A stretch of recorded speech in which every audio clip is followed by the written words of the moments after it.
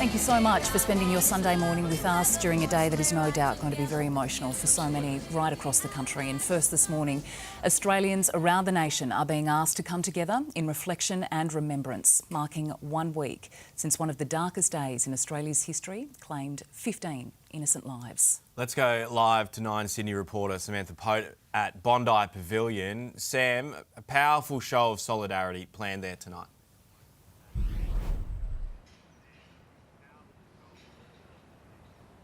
Good morning, Lara and Michael. Yes, this has become a place of quiet reflection and of deep mourning over the past week, but tonight it will also be a place of unity. At 6:47, exactly 1 week since the first shots rang out, people across the country and here at Bondi are being urged to light a candle and observe a minute's silence, remembering the 15 lives lost, including young Matilda. Newly released photographs of the 10-year-old just minutes before the attack showing the young girl smiling and carefree, enjoying the Hanukkah by the Sea event with her family. They were taken by another victim, retired policeman Peter Ma, but just before those bubbles burst and the innocence was tragically taken away.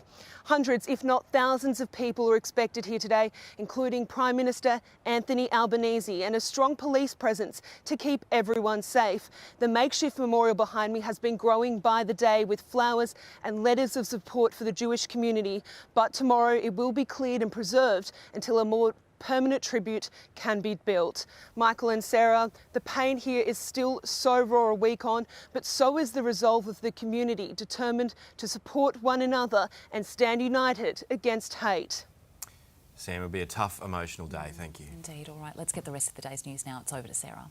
Thank you, Lara. The Prime Minister is backed bringing in a state-based royal commission into the Bondi attacks. Mr Albanese hasn't ruled out a Commonwealth inquiry either, as the New South Wales Premier recalls State Parliament to fast-track firearm and hate speech reforms. Chris Minns announcing the display of terrorist flags will be further criminalised, also granting police special powers during protests and public gatherings.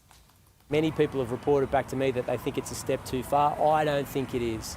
I think it's absolutely crucial in ensuring that we keep our community safe. The Federal Cabinet will reconvene tomorrow to discuss the reforms, also deciding if the rest of Parliament should come back early too.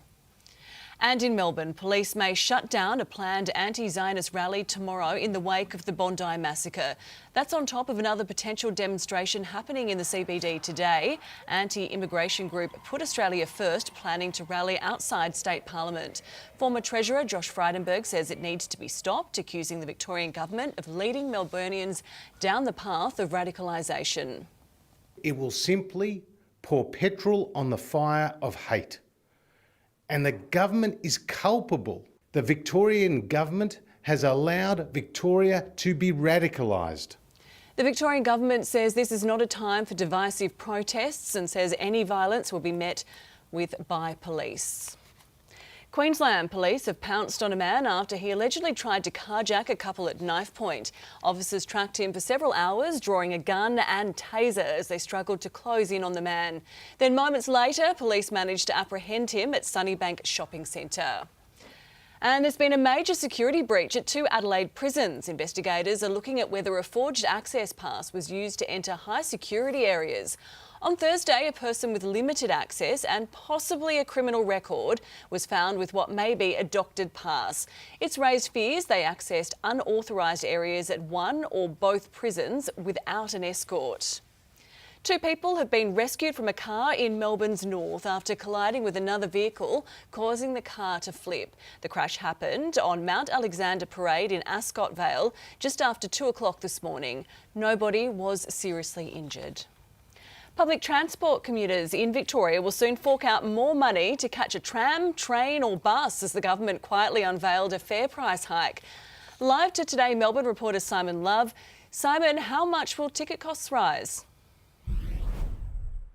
Morning, Sarah. Well, this will be a modest fare increase from January 1 next year. We've broken down the increases, and for the fare cap on weekdays, that'll go up 40 cents to $11.70, a slight increase for concession fares. On weekends, it goes up 40 cents for full fares, 20 cents for concessions, and the daily ticket price for a Zone 1 and 2 fare on a tram, train or bus, well, that'll go up 20 cents to $5.70 for a full fare, up 10 cents to $2.85. So obviously with inflation, CPI and costs rising, the government putting out this update on Friday evening. And this is Victoria's public transport network got a bit of a boost in the last month or so with the Metro Tunnel project with one of the stations behind me here, Anzac, coming online. But Victorians, Sarah, it seems, will have to pay a little bit more to enjoy that public transport.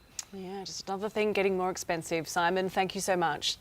Queensland's illegal tobacco trade has taken a new turn through the Macca's drive-through.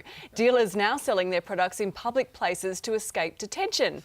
Live to 9 Queensland reporter Ebony Cavallaro. Ebony, McDonald's is one of several targeted hotspots.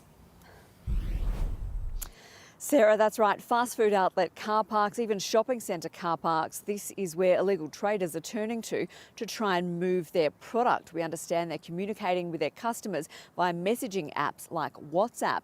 This is all because of a recent crackdown, new expanded laws cracking down on illegal tobacconists in Queensland. Now, more than 150 stores have been shut down by authorities since these new laws came into effect last month.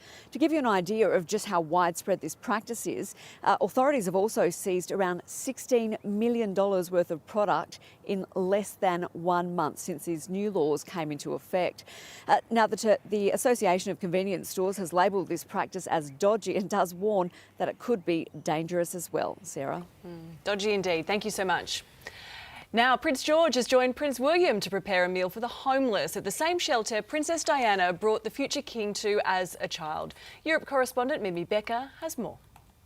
Well, Prince William has a deep personal connection to the Passage, the charity that he and his eldest son, Prince George, visited this week.